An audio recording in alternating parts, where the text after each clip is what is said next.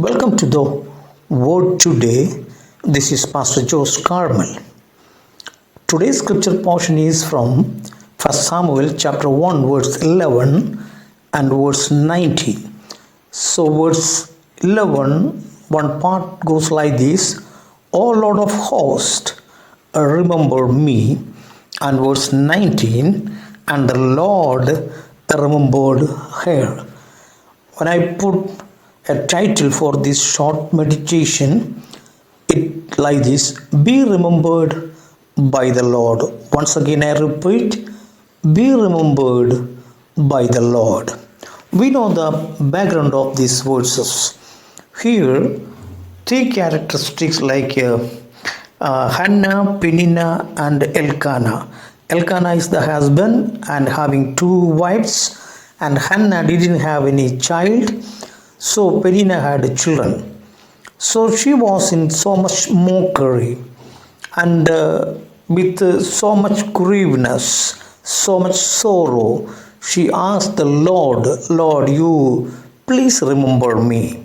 So, in other words, she was asking, Lord, please give me a child. So, how we can get to be remembered by the Lord, or in order to be remembered by the Lord, what we have to do? So, the first thing is, verse 11, she is asking through a short prayer, Lord, you remember me.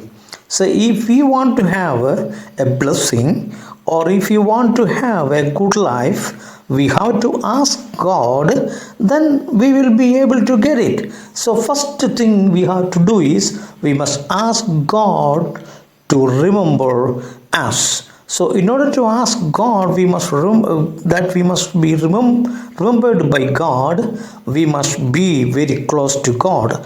Unless and until we are not near to God, we can't get any blessing. So we must be so close to God, then we will be able to ask God, Lord, you remember me. If we are going through any troubles, if we are going through any bad situations, just kneel down and ask God in a short prayer. Just ask Him, Lord, remember me. So, the second thing is that in order to be remembered by the Lord, we must have a trouble in our life. Don't misunderstand me. We must not invite any troubles, but if we are going through any hardships, surely God is there to remember us. Here, Hannah, she had much hardships in her life. She had much sorrows and she had much troubles there. Whenever they go to the worship at Shiloh, so there was much problems, especially there is no child. There's no child at all, so that she was in sorrows. And secondly, Peninnah provoked her so many times, which means Peninnah mocked her so much times. And many times Hannah was in cry. She cried a lot. She wept because of this provocation. So the mocking was so much and so high beyond her imaginations. So what she was doing is she cried many times. It is humanly, because before we go to the prayer in the Lord, so we may cry because our sorrows are very high. So now she cried a lot. You know, the husband, a very good man, he said that, oh, I am better than 10 sons. But it was not sufficient for her. No human, calm words did not make her to be satisfied. She was in much trouble. So if we want to be remembered by God, when we go through the hardships, God is able to remember us. And thirdly, we must make a relationship with God.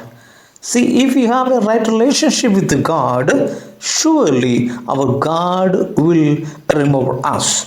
two ways Hannah made the relationship with God. Number one, she made a short prayer. It was a prayer, even though it was very short, she made that prayer into an agreement with God. You see, when she was in prayer, it was in the heart, and nobody could understand. Even the priest Eli could not understand what was going on. She said that, oh, you like a drunkard. So, but she was in prayer, so much deep sorrows inside the heart. If we want to be remembered by God, we must have a prayerful life. See, when she made that prayer before the Lord heard the prayer. And secondly, in that prayer, she made a vow with God. She made an agreement with God.